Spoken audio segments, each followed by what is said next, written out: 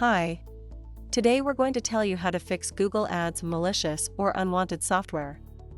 So, let us find out what is this mechanism all about, and what all are the steps needed to restore your ads disapproved due to some software issues.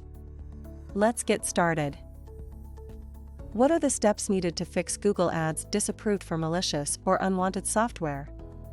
You can lose your ads if you use any malicious software or malware which provides unauthorized access to any computer system, device, or network.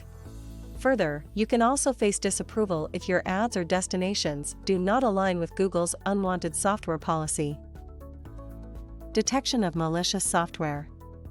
Go to Google Search Console and see the status of your site.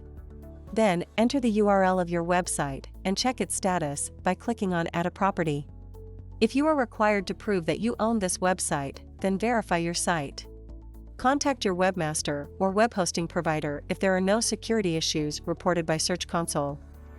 After detecting any malicious or unwanted software, you can remove it with the help of instructions and resources provided on Help for Hacked Websites. Violation of unwanted software policy. Figure out the ad and destination which are not in compliance with Google's unwanted software policy, and fix them in line with the policy. Make sure you go through the policy diligently, which makes it easier for you to resolve its non-compliance. Once you have edited the ad or updated its destination, submit it for review. You will have a response from Google within 1 business day unless some complex issues are involved in the review.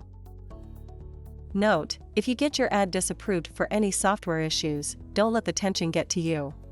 Take the above-mentioned steps and get your ad approved from Google after fixing Google Ads malicious software issues. Hope you found the information useful. Don't forget to subscribe to our YouTube channel and check out our videos with other great Google marketing solutions for your business. Thank you. Have a good day. Bye.